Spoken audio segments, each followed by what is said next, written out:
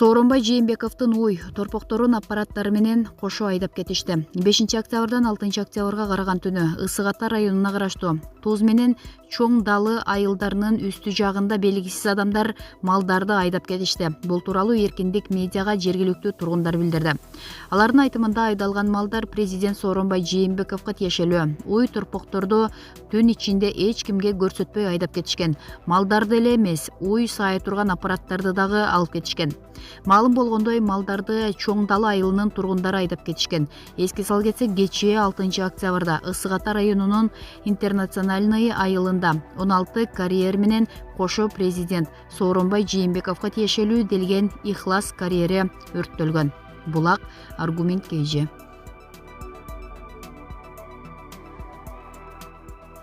Садыр Жапаров: Куран кармап туруп айталам, Жээнбеков Матраимов менен да жолуккан жокмун.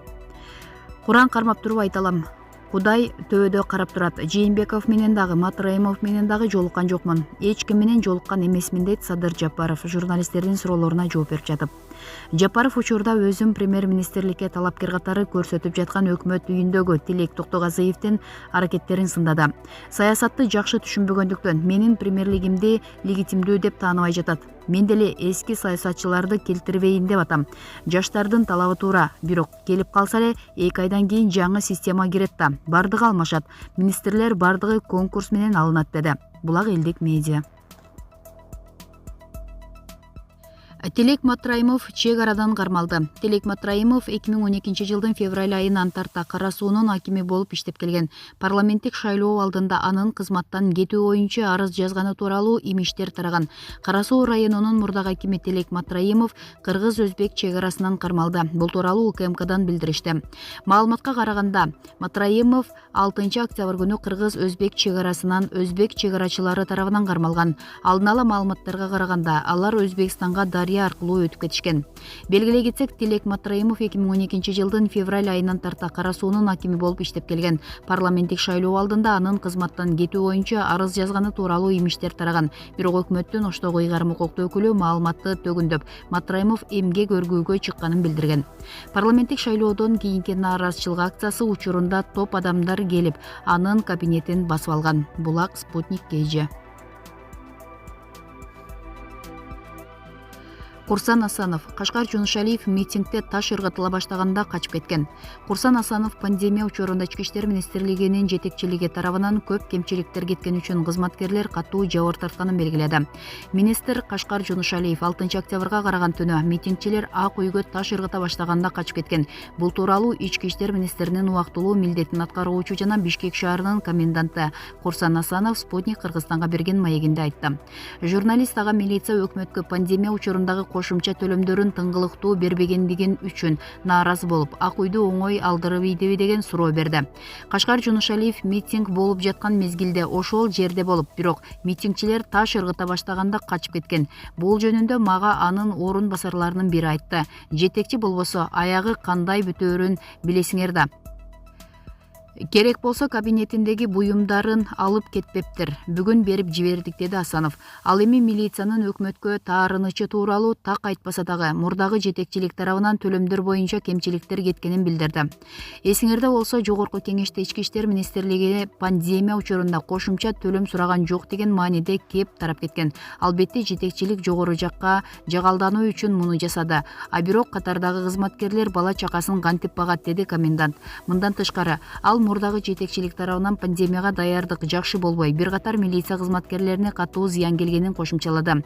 Пандемия күч алып турганда биринчи катарда иштеген милиция кызматкерлери үчүн өзүбүздү коргонуучу каражаттар болбоптур. Ошол себептен көпчүлүгү ооруп, катардагы кызматкерлерден тарта жетекчилик курамдагыларга чейин каза болгондор болду. Керек болсо аларды ооруканага жаткыра албай коюшканы айтылып жүрөт, деди министрдин убактылуу милдетин аткаруучу. Мындан тышкары, Асанов пандемияга бир гана Ички иштер министрлиги эмес, Кыргызстандагы бардык министрликтер тийиштүү деңгээлде даярданбаганын, мунун айынан көптөгөн кыргызстандыктар каза болгонун кошумчалады. Булак Спутник KG. Казакстан менен Өзбекстандын президенттери Кыргызстандагы абалды талкуулашты. Эки өлкөнүн башчылары Кыргызстанда абал конституцияга ылайык тез арада калыбына келет деп ишенерин айтышкан. Казакстандын президенти Касым-Жомарт Токаев менен Өзбекстандын президенти Шавкат Мирзиёев телефон аркылуу байланышып, сөз арасында Кыргызстандагы кырдаалдыды талкуулашкан. Бул тууралуу Казакстан өлкө башчысынын сайтында маалымдалды. Мамлекет жетекчилери аймактагы абал боюнча пикир алышты. Казакстан менен Өзбекстандын президенттери Кыргызстандагы абал конституцияга жана мыйзамга ылайык тез арада калыбына келет деген ишенимин билдиришти деп айтылат маалыматта. Касым-Жомарт Токаев Казакстан боордош Кыргызстан менен тилектештикти жана стратегиялык өнөктөштүктү бекемдөөгө кызыктар экенин белгилеген. Кыргызстандагы абал 5 октябрь күнү Ала Тоо аянтында оппозициялык күчтөрдүн митинги башталган. Ага парламенттик шайлоонун жыйынтыгына нааразы болгон миңдеген киши чогулган болчу. Ак үйгө чабуул жасалган соң милиция менен кагылышуу башталып, тиреш бир нече саатка созулган. Түндө митингчилер парламенттин имаратын ээлеп алышкан. Эртесиде акциялар уланып, түндө мародёрлук кылууга аракеттер болгон. Бүгүн 7 октябрда да митингдер уланып, ушул тапта бир нече кыймыл бийликке келүүгө умтулуп жатат. Булак Спутник KG. Жанар Акаевди белгисиз бирөөлөр күч менен кара машинага салып кетишти. Бүгүн 7 октябрда Ала Тоо аянтында митинг өтүп жатат. Ал жерде Жанар Акаев дагы бар болчу. Бир убакта белгисиз машина менен келгендер Жанарды атайын сүйлөшүүлөр үчүн салып кеткен. Аянтта күбө болгондор кандай сүйлөшүүлөргө алып кеткенин түшүнгөн жокпуз. Бизге күч менен салып кеткендей эле болду деп айтышкан. Социалдык тармакта бул тууралуу кабарлар тараган соң Жанар Акаевдин жубайы кабатырланууга себеп жок, өз-өздүкүлөр экен деген билдирүү калтырган. Булак Аргумент KG. Кыргызстанда күчү 5 балга жеткен жер титирөө болду. Жердин силкинүүсү 6 октябрь саат 14:11 катталды. Бактыга жараша жабыркагандар жана кыйроолор болгон жок. Кыргызстандын Кытай менен чектешкен аймагында күчү 5 балга жеткен жер титирөө болду. Бул тууралуу Өзгөчө кырдаалдар министрлигинин маалымат кызматы кабарлады. Жердин силкинүүсү 6 октябрь күнү саат 14:11 катталды. Жер титирөө Алай районунун Нура, Эркечтам айылдарында 4 балл, Икизяк Көк суу айылдарында 3 балл, Каракиндик, Бордөө айылдарында 2,5 балга чейин сезилди, деп айтылат билдирүүдө. Жабыркагандар жана кыйроолор болгон жок. Булак Спутник KG. Каркырада канатына мөөр басылган көгүчкөн кармалды. Алыскы Каркырада жергиликтүүлөр канатына мөөр басылган көгүчкөндү кармашты. Бул тууралуу Каркыра айылынын башчысы Кубат Төлөбердиев билдирди. Анын айтымында, аны кечээ 6 октябрда айыл тургуну Рашид Жумадылов айылдын четинен кармаган. Биздин айыл Түп районунун алыскы аймактарынын бири. Кечээ 6 октябрь күнү айылда кар жааган. Анын короодогу ити үрүп, көгүчкөндү кубалаган. Мындан улам кармап, буттарындагы чиптерди көрүшкөн. Андан соң канатындагы мөөрдү байкашкан. Буттарынын биринде жашыл, дагы бир бутунда көк түстөгү чип болгон. Азыр айыл тургуну көгүчкөндү үйүндө кармап турат дейт тургундар.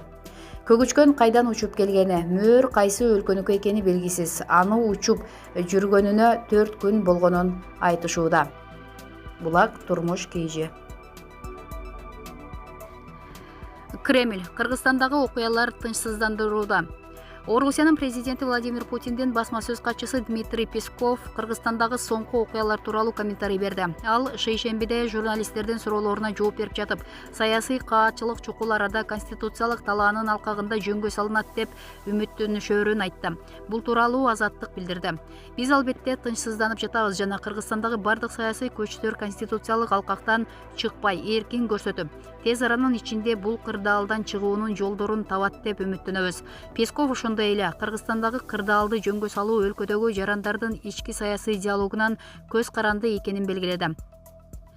Ал Москва мурдагы президент Алмазбек Атамбаевди колдошу мүмкүнбү деген суроого Кыргызстандын президенти Сооронбай Жээнбеков деп жооп берди. Песков Путин менен Жээнбеков телефондон сүйлөшпөгөнүн бышыктады. Өткөн айдын аягында Сочиде Путин менен Жээнбеков жолуккан. Бишкекте 5 октябрда парламенттик шайлоонун жыйынтыгына нааразы болгон партиялардын талапкерлеринин каршылык акциясы өтүп, ал калайман башаламандыкка айланган. 6 октябрга оогон түнү демонстранттар Ак үйдө улуттук коопсуздук боюнча мамлекеттик комитетин имаратын басып алышкан жана мурдагы президент Алмазбек Атамбаев баштаган камактагы саясатчыларды бошоткон. Тополоңдо ондогон адамдар жараат алып, 1 киши каза болду. Президент Сооронбай Жээнбеков 6 октябрда YouTube аркылуу видео кайрылуу жасап, соңку окуяларды шайлоонун шылтоосу менен бийликти басып алуу аракети катары баалады. Булак Назар Ньюс KG.